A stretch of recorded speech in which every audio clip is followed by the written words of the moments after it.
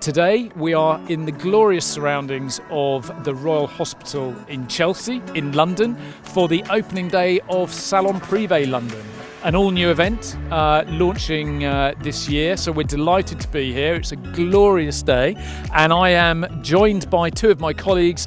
We have got Will Smith, one of our car specialists, and Duccio Lopresto, our business development director. So, gents, how are you doing? Are you enjoying Salon Prive on this very fine April day? What can you say? It's a beautiful day, beautiful location, amazing cars. And I must say, after like 2 years of COVID, almost 2 years, it's great to be back, on show. It is. We haven't done many of these. It's been a long time since we've been actually actively out there at events, seeing our clients, seeing our friends, and it does feel really refreshing to do that again. And in this environment at the Chelsea Barracks, a great location here in London.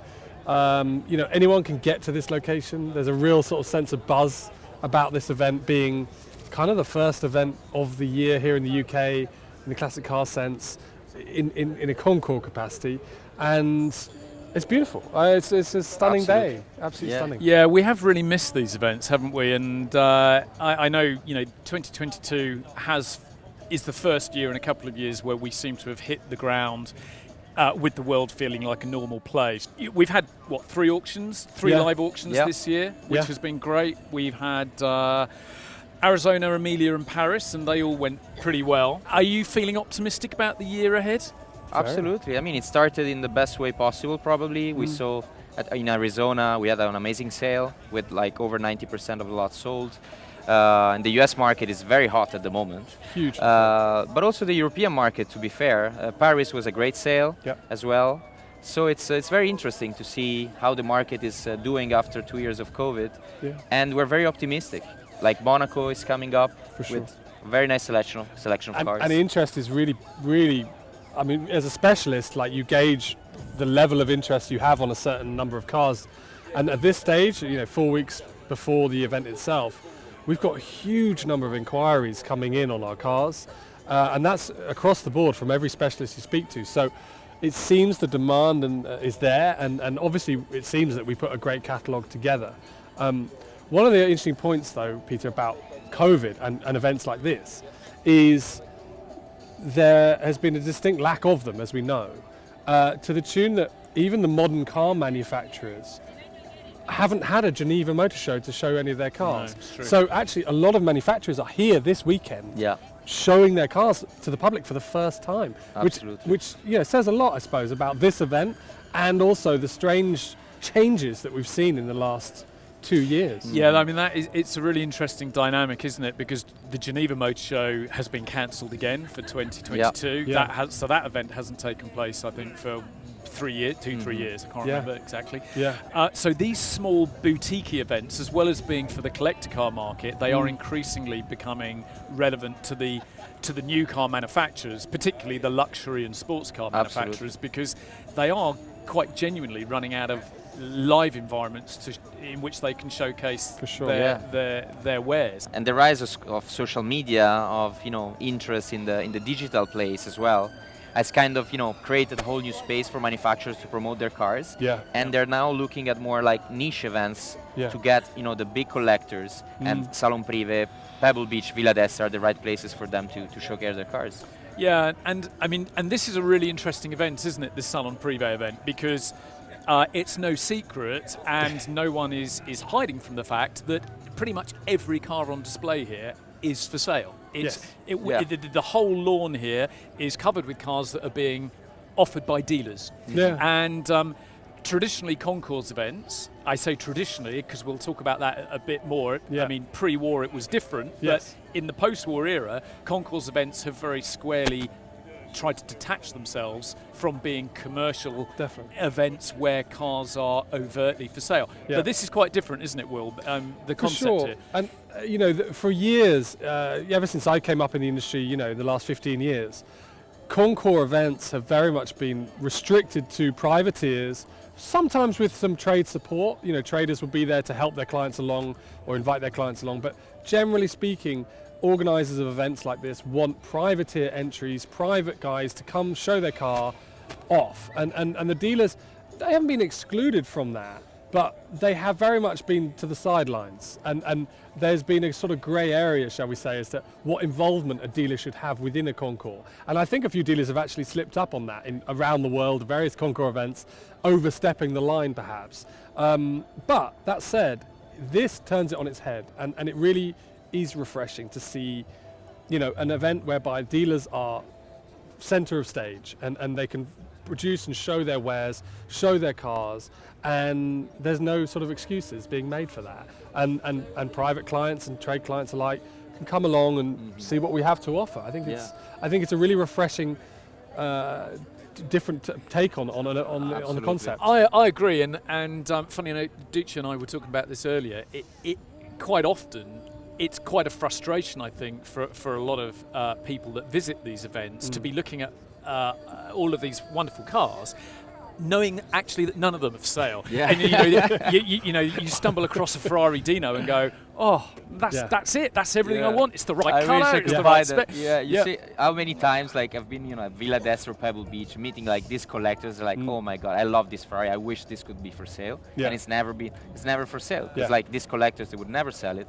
But this concept actually is great for collectors because they know that everything is for sale. Yeah. They can buy their dream cars. They can see it live, talk with the dealer, and share also share opinion with their friends. And so it's a really great concept. And also because you've got the luxury and sports car manufacturers here selling their wares, you've got quite an interesting dynamic, haven't you, where somebody comes along, they've got a sum of money that they're prepared to spend, and they're looking at a new sports car from a manufacturer, and then they're looking at a car from the 1970s and they're thinking, ooh, look at that one, There's a lot of arguments.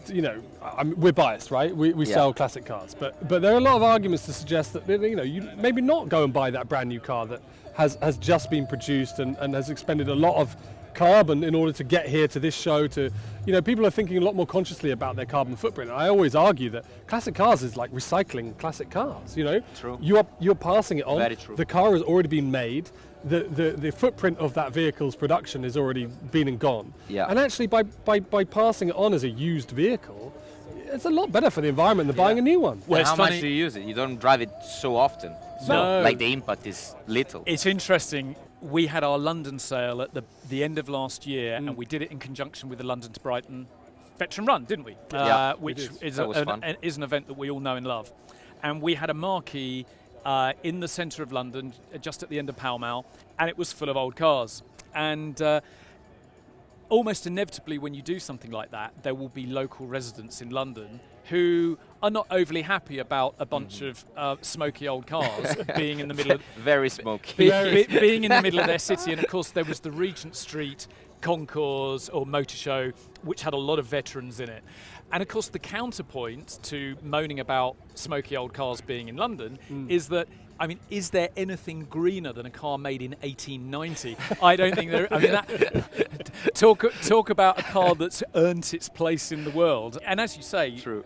Many of these cars don't do very much mileage. Yeah. So no, I don't. Yeah, there's not a problem with that, I don't think. And I think also classic cars are, there's an element of trying to find their place in the new modern world that we live in, right? With manufacturers now abandoning combustion.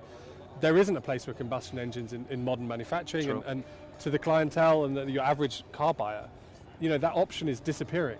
Yeah. So actually, the position of classic cars has changed, even in the last, I would say, 2 years. Has changed within the perception of the public buyers, because you're harking back to a time, a place, a nostalgia, which simply isn't available to buy, even in your local Ferrari dealership now. You can't go and buy a V8 normally aspirated Ferrari. It has to be a V6 turbo. So, what are you going to do? You're going to come here and look at something different. And I think events like this give that opportunity to car buyers. And it's quite interesting, isn't it? Because when I'm chatting to my mates down the pub, quite often, knowing what I do for a living, quite a lot of them will say, well, aren't you worried about the market for classic cars? Because as we move into an electrified world, are they going to be legislated off the road? Are the values going to simply fall away because you're kind of a pariah if you drive one, or you're going to be made to feel that way, or simply are people going to fall out of love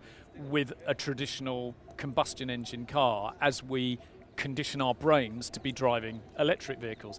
I struggle to see that happening. I think unless we do get to a point where cars are literally legislated off the public highway, I do think actually, further to what you said, we're going to get to a point where the desire to own something that has got the character of a classic car, when people. And it's funny, the relationship that old cars have with the engine under the bonnet is quite close, isn't it? In a way, with a Ferrari, the emotional connection is with the engine. It's not. It's not really with the. What do they say about the Ferraris? You buy the engine, the rest of the car they throw in for free. Ferrari was all about the engine. He didn't care about aerodynamics or the shape. It was all about the engine. So you can't detach people's love of the engine under the hood from their desire to own particular types of cars. So I maybe as we move more into a world where we're all driving, full-scale Tamiya electric cars around, that's actually going to heighten people's desire to get into something that's got a bit more character to it. Absolutely, I because think it will. The emotion you get driving like an aspirated engine, like it's irreplaceable. Like with an electric car, unfortunately, today you can have the same emotion, and I think. At some point, it will happen the same thing that would happen with horses back at the end of the 19th century. For sure. Yeah. So, with the creation of the automobile and with the replacement of the horse as a mean of transport, you didn't just kill off the horses in the war. You just created places for the horses to be driven. And the same will happen with classic cars, I think. In an electrified world, I think there will be places for people to drive the cars. Track days, races, probably like rallies as well, like the Mille Miglia, stuff like that. Yeah. And they will become more and more, a luxury good, things that people will want.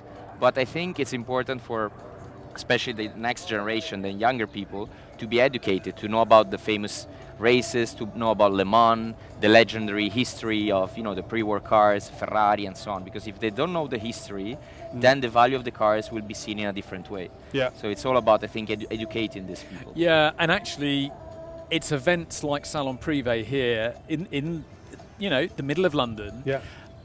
There's a lot of events like this have a lot of corporate hospitality. There's a lot of businesses that get involved, whether they're banks or whatever, and they bring their guests. Now, a lot of those people, they have no knowledge of the classic car market at all. Sure. And historically, they may have had no interest in it either. Sure. They're not out buying the classic car magazines. They're not consuming, the media. They maybe didn't grow up in a family that had any interest in cars whatsoever.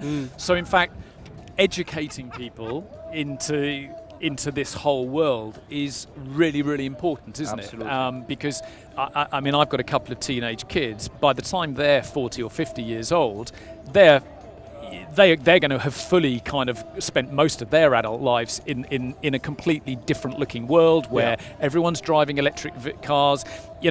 My son's driving instructor is encouraging him to take his test in an automatic. Because he's saying nobody's going to have a manual gearbox, in a few years from now. What's the point of learning in a manual car?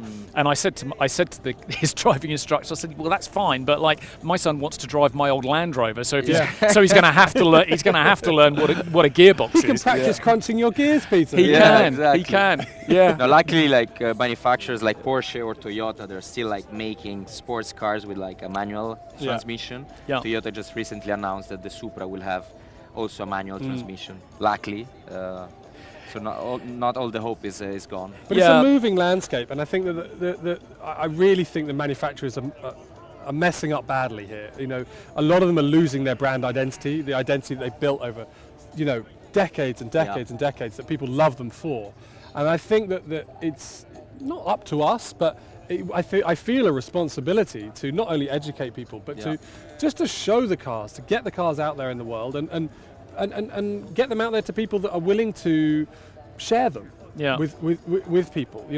I hate this concept of selling a car to someone that's going to tuck it away forever It's never going to come out. It's never going to be driven.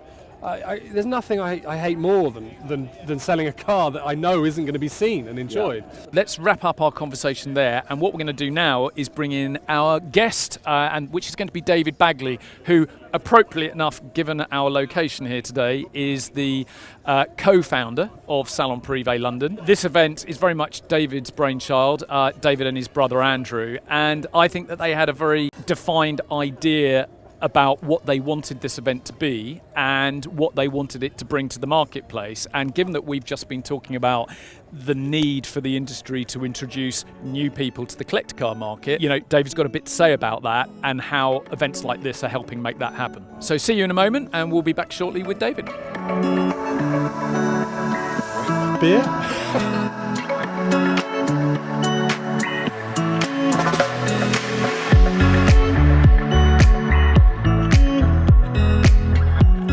So welcome back everyone to the RM Sotheby's car show, and to a beautiful sunny patch of grass here at Salon Prive London. As mentioned previously, we've got one of the co-founders of the event, David Bagley, with us, and David's going to tell us a little bit more about it. So David, this is the first ever Salon Prive. Well, it's not the very first Salon Prive London, is it? So I'm going to backtrack on that. But you brought Salon Prive back to London, but in a slightly different way, haven't you? So tell us a bit more about it.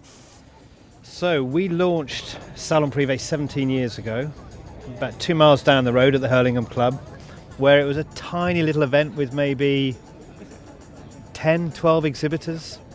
Lunches every day, and you know, we had this dream that it would be what it now is, but back then it was nothing like this. Little private members club, and it grew from there. After 5 years we outgrew Hurlingham Club, moved to Syon Park, literally on the outskirts of London, but just to say we were saying London. Outgrew that one after 5 years, and now we reside now at Blenheim Palace, where we've been for 7 years and will now be indefinitely. I mean, Blenheim is our home. The Duke is our patron and our friend. It's become this international destination event, as you know, Peter. You know, where we get through the Concours so many major collectors that go into Blenheim. What we wanted to do with London was to not kind of be lazy and simply step and repeat into London. Andrew and I always had an ambition to bring the event back to London. And you know, where we sit at the moment with Blenheim, it's end of August, beginning of September. So along with Revival, it kind of ends the season. So we had an idea that we would kind of create an event, a Salon Prive in the image of Blenheim, but in London at the beginning of the season, and we would bookend the social calendar. So we needed to find a venue that was you know, the best venue there was, the most suitable venue for our style of event. And it doesn't get much better than Royal Hospital Chelsea. No, absolutely. I mean, a lot of people who aren't into cars will know it for the Chelsea Flower Show, for example, which is an incredible event. And you have found an amazing location, and it does complement Blenheim, which is also a beautiful location. Yeah. But the thing about bringing this event to London early in the year like this is that, you know, as you've just alluded to, conceptually, this event is different not only to your event at Blenheim, but actually to pretty much any other concours that we know of at the currently running, in the sense that everything here is for sale, right? There is. I mean, the whole thing about... So Blenheim is an IC Jag run event. It's a professional concours. And because of that, all of the entries have to be privately owned and not for sale. We wanted to do a complete polar opposite. We don't like... Andrew and I like black and white. We don't like any grey areas.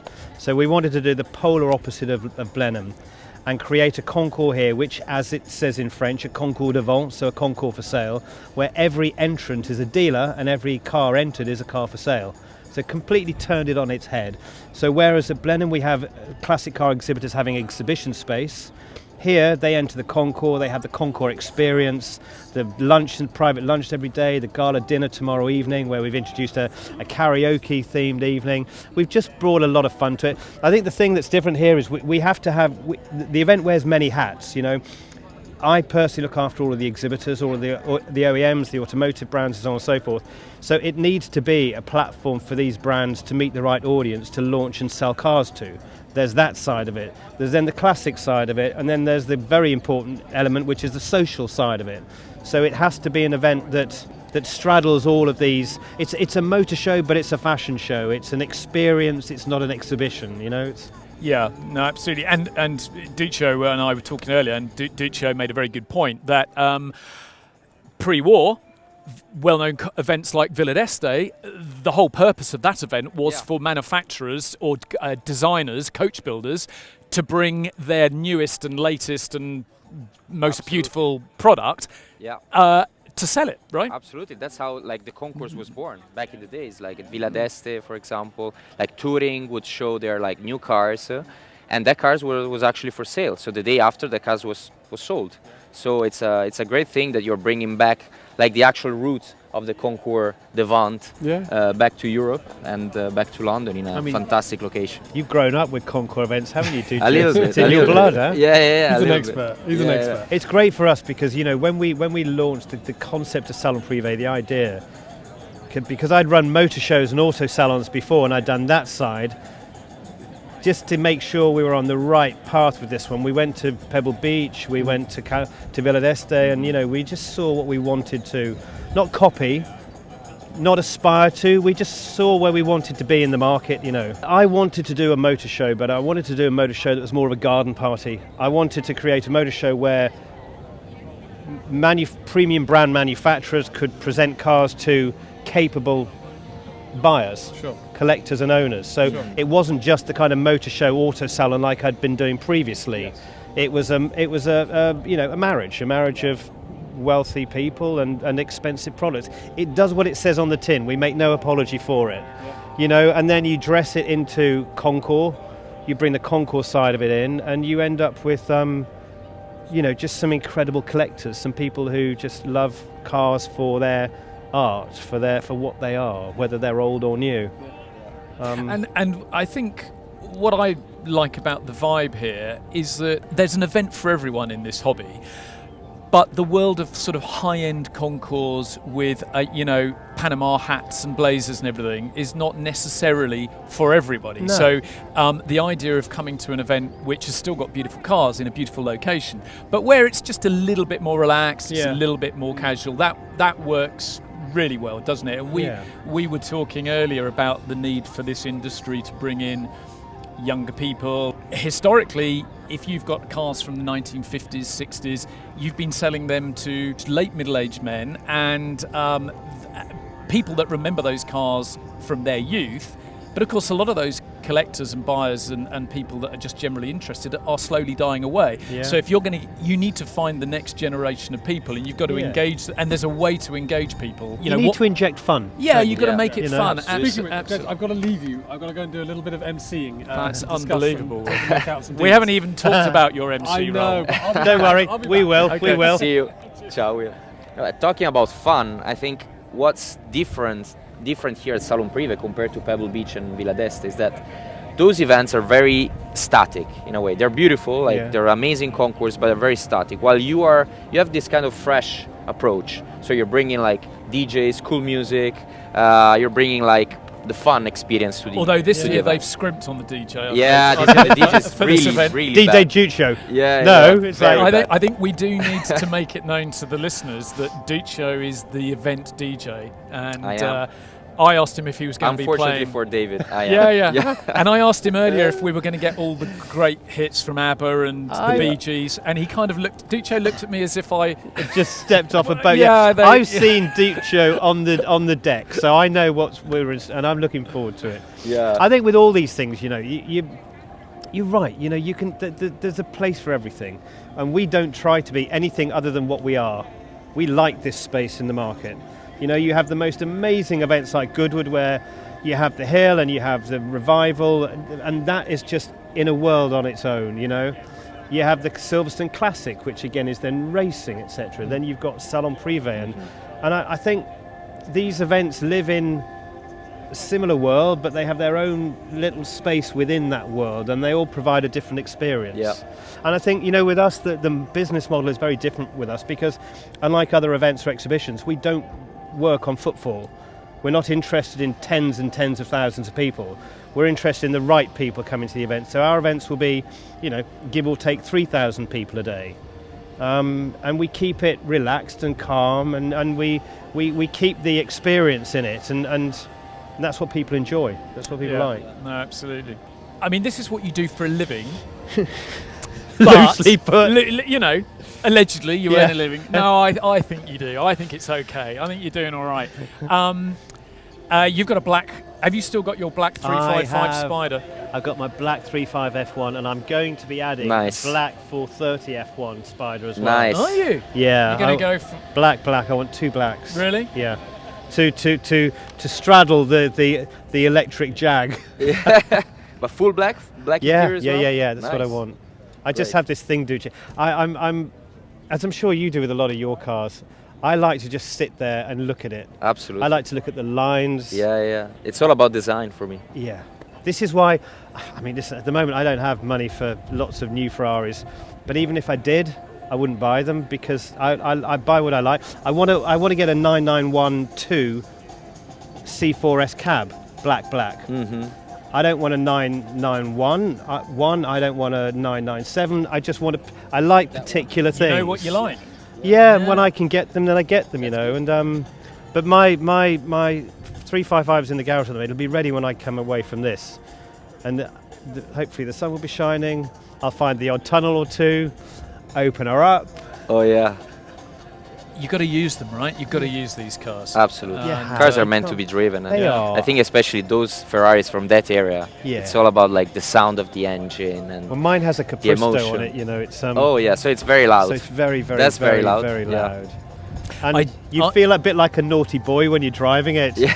You know, you push your foot harder, it gets round to about 8,000-9,000 revs and it's screaming. Oh yeah. And then it's like grin. Yeah.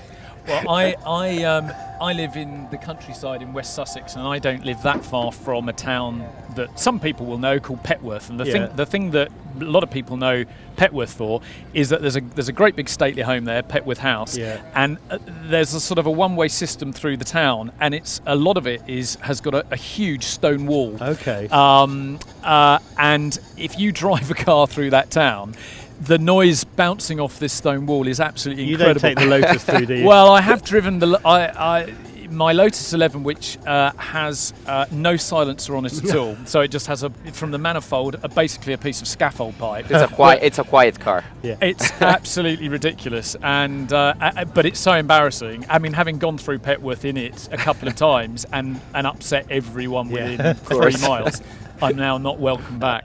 If a car is made before 1980, nobody cares what the mileage is, do they?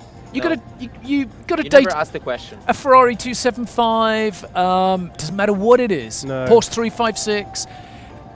The value of that car, nothing about the value of that car really is tied up in the mileage. No. That's very interesting. Or whether it's had an engine rebuild, because show me a Ferrari 275 that hasn't had an engine rebuild. Yeah. And in fact, what people are looking for are beautifully restored cars. Yeah.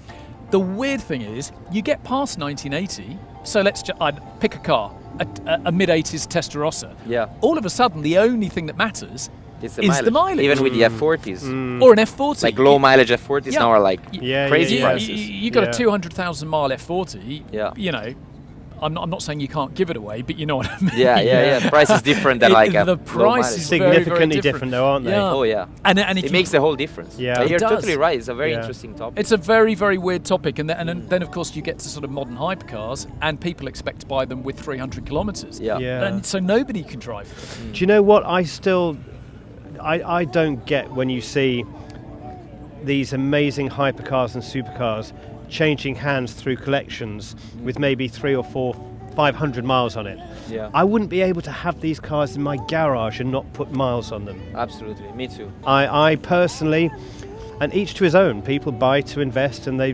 buy to swap in and swap out. For me, and I know for you guys, cars are a passion thing. Absolutely. For me, I don't care if I put 600,000 miles on my 355. Yeah. There'll be 600,000 glorious of miles. joy. Yeah. Especially in an electrified world where you Yeah. can't really drive these cars anymore in the city centers. And for me, Do it's you the know, same. I don't think that'll be a bad thing, Duccio. I think going forward, you protect the urban areas. You drive hybrid or electric. There'll be speed limiters and whatever. There'll be a place for everything. It's just at the moment, human tend to sort of, it's like a pendulum, you go from one to another, don't you? And it's a case of when it comes back into the middle point, that's when we all realise that there is room for a 355 and there is room for an electric car, and it's just in moderation and where you use them. Yeah, you know, it'll be. We were talking about that earlier, weren't we? About. I mean, you and your Lotus alone. I mean, you just shouldn't be allowed out, but. Well, I shouldn't. Yeah, I mean, I've never calculated the emissions on it. I bet Lisa doesn't go out with you in it, does she? No, nobody goes out with me. First, you need to rebuild the engine. Yeah, I do need to rebuild the engine. Right. Anyway, on that happy note, that's got pound signs attached to it. I think we're going to wrap up this conversation. So thank you very much for joining us, Dave. It's a pleasure. So thank you very much for watching the RM Sotheby's car show. I'm glad that you could join us. I hope that if you're watching, I hope that you've been able to enjoy these glorious surroundings. If you're not watching and you're just listening, you're just going to have to take our word for it. But thank you for joining, and hope to see you again.